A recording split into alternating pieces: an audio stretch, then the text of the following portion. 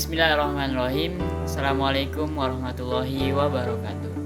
Halo semuanya, perkenalkan nama saya Muhammad Azmi Lalahi, mahasiswa semester 3 Institut Agama Islam Negeri Pontianak, Fakultas Tarbiyah dan Ilmu Keguruan, Program Studi Pendidikan Bahasa Arab. Di sini saya membuat video dengan tujuan untuk memenuhi tugas ulangan akhir semester mata kuliah Supervisi dan Administrasi Pendidikan, yang dimana mata kuliah ini diampu langsung oleh Dr. Misdah SAG MPD. Nah, kita itu juga pernah pertemuan online dan juga pertemuan offline. Nah, kalau pertemuan offline itu biasanya kita gabung, ada kelas A dan juga kelas B. Nah, begitu juga kalau kita perkuliahan online itu juga gabung. Nah, ini contoh foto ketika kami gabung perkuliahan offline antara kelas A dan kelas B.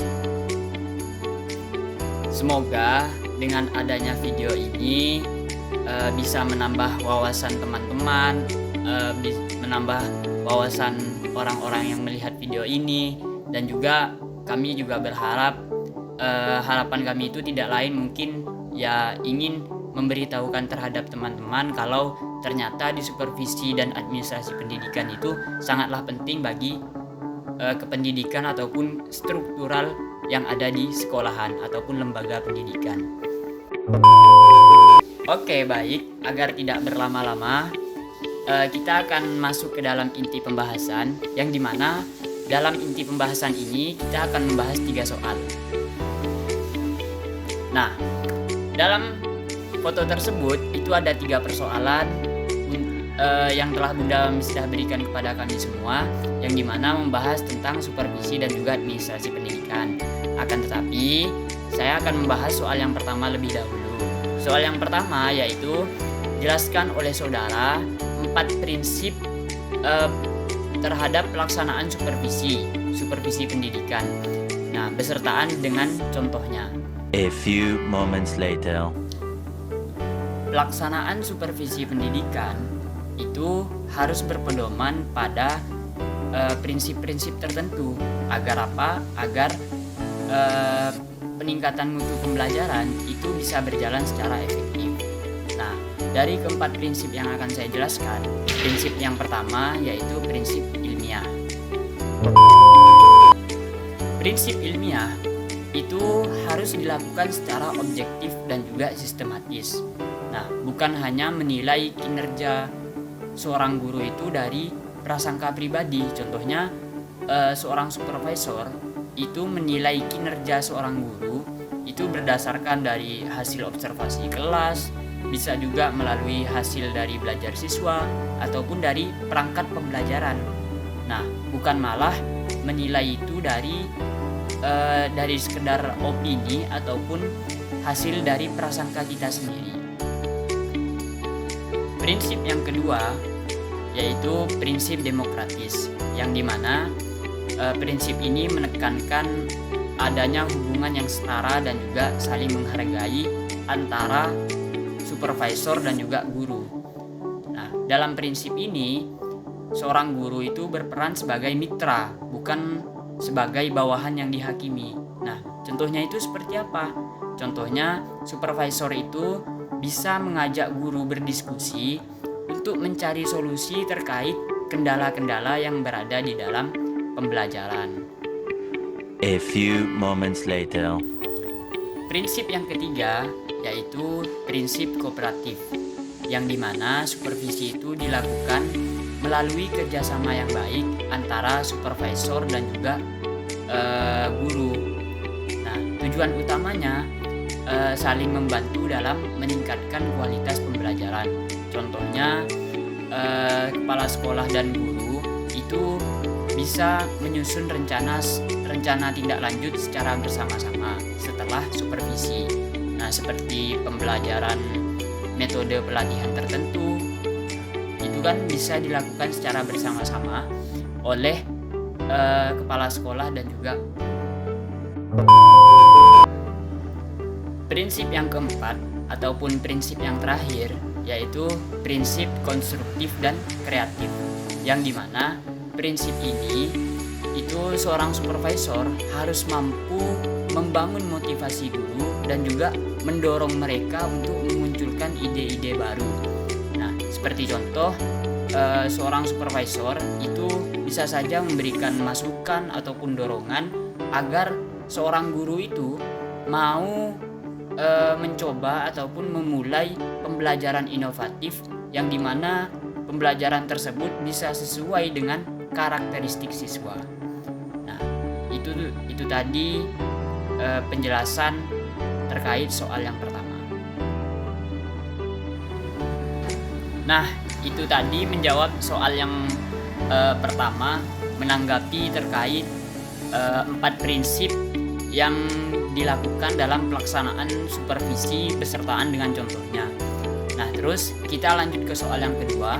Soal yang kedua ialah jelaskan oleh saudara ataupun oleh saya pribadi peran kepala sekolah sebagai administrator dan juga supervisor jika dikaitkan dengan efektivitas dalam tujuan pendidikan.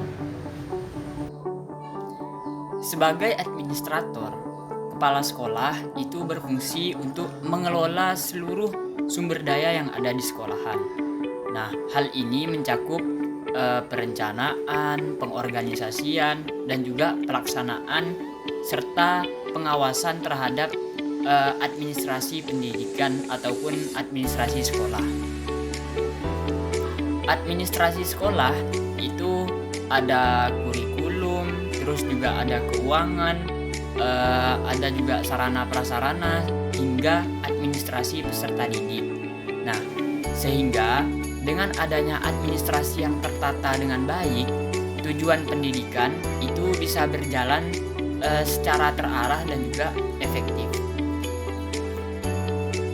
Nah, itu tadi penjelasan terkait peran kepala sekolah sebagai administrator. Nah, sekarang kita akan menjelaskan peran kepala sekolah sebagai supervisor. Sebagai supervisor, kepala sekolah itu berperan dalam membina dan juga meningkatkan profesionalisme guru serta kualitas proses pembelajaran, yang dimana kepala sekolah sebagai supervisor itu melakukan supervisi akademik melalui observasi kelas, pembinaan, dan juga pendampingan guru agar pembelajaran dapat berjalan sesuai dengan standar yang sudah diterapkan. Supervisi ini itu bertujuan untuk memperbaiki proses belajar mengajar, bukan kok malah mencari kesalahan dari seorang guru. Kedua fungsi tersebut memiliki keterkaitan yang sangat erat dengan efektivitas pembelajaran, karena administrasi yang baik menyediakan sistem dan juga fasilitas untuk mendukung proses pembelajaran. Sementara itu, di sisi lain ada supervisi yang memastikan proses pembelajaran itu bisa berjalan berkualitas. Nah, jadi dapat ditarik kesimpulan kalau dua fungsi ini dapat berjalan seimbang, maka tujuan pendidikan seperti peningkatan mutu dan juga kompetensi peserta didik itu dapat berjalan secara optimal. Nah, itu tadi menjawab soal yang kedua. Dan kita lanjut ke soal yang ketiga ataupun soal yang terakhir, yang dimana soalnya itu jelaskan oleh saudara hubungan antara monitoring dan evaluasi pendidikan dengan perencanaan pada 7 komponen sistem pendidikan. Monitoring dan evaluasi itu memiliki hubungan yang sangat erat dengan 7 komponen sistem pendidikan. Nah, jadi dari 7 komponen ini akan saya jelaskan hubungannya dengan evaluasi dan juga monitoring. Komponen yang pertama yaitu tujuan pendidikan. yang dimana monitoring dan evaluasi itu bertujuan untuk menilai sejauh mana tujuan yang telah direncanakan itu dapat tercapai. Hasil evaluasi ini yang akan menjadi dasar untuk merumuskan tujuan yang lebih realistis dan juga relevan pada perencanaan berikutnya. Komponen yang kedua yaitu komponen pendidik dan tenaga kependidikan. Monitoring pada komponen ini dilakukan untuk menilai kinerja dan juga kompetensi guru serta tenaga kependidikan. Nah, evaluasi dari monitoring ini yang akan digunakan dalam perencanaan pengembangan profesional, seperti halnya pelatihan atau peningkatan kualifikasi. Komponen yang ketiga yaitu pada komponen peserta didik, yang dimana peserta didik itu juga memiliki keterkaitan dengan monitoring dan juga evaluasi. Nah, monitoring dan evaluasi itu digunakan untuk melihat perkembangan belajar, minat, dan juga sesuatu ataupun kebutuhan yang memang dibutuhkan oleh para siswa.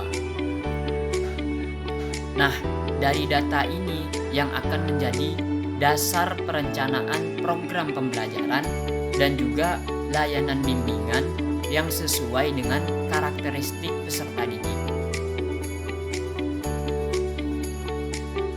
Komponen yang keempat yaitu komponen kurikulum, yang dimana monitoring dan evaluasi itu bertujuan untuk menilai apakah pelaksanaan kurikulum itu sesuai dengan perencanaan, yang dimana hasil dari evaluasi kurikulum ini yang akan digunakan untuk melakukan revisi ataupun penyempurnaan kurikulum yang lebih efektif.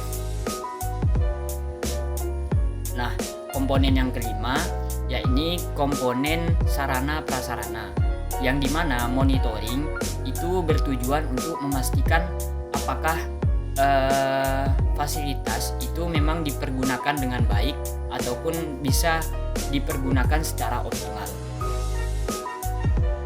Nah, sedangkan evaluasi itu merujuk pada kondisi penggunaan sarana prasarana yang menjadi dasar perencanaan ataupun perbaikan fasilitas sekolah. Komponen yang keenam yaitu pembiayaan pendidikan, yang dimana evaluasi dan juga monitoring itu bertujuan untuk memastikan apakah anggaran itu sesuai dengan perencanaan dan juga akuntabilitas. Hasil dari evaluasi keuangan ini yang akan digunakan untuk perencanaan anggaran yang lebih efisien dan juga tepat sasaran. Masuk ke komponen yang ketujuh ataupun komponen yang terakhir ialah komponen lingkungan dan manajemen sekolah, yang dimana monitoring dan juga evaluasi ini bertujuan untuk membantu menilai iklim sekolah serta efektivitas manajemen. Hasil dari evaluasi lingkungan dan manajemen sekolah ini yang akan menjadi dasar untuk perencanaan kebijakan dan juga strategi pengelolaan sekolah yang lebih baik. Nah, itu tadi menjawab 3 persoalan ulangan akhir semester mata kuliah Supervisi dan Administrasi Pendidikan yang diampu langsung oleh Dr. Misda SAG MPD. Saya Muhammad Azmi Ilalahi ingin minta maaf apabila ada tutur kata yang kurang sopan, ada perilaku yang kurang sopan, ataupun ada nada bicara yang kurang mengenakan. Akhirul kalam, wallahul muwaffiq ila aqwamit thoriq. Wassalamualaikum warahmatullahi wabarakatuh. See you next time.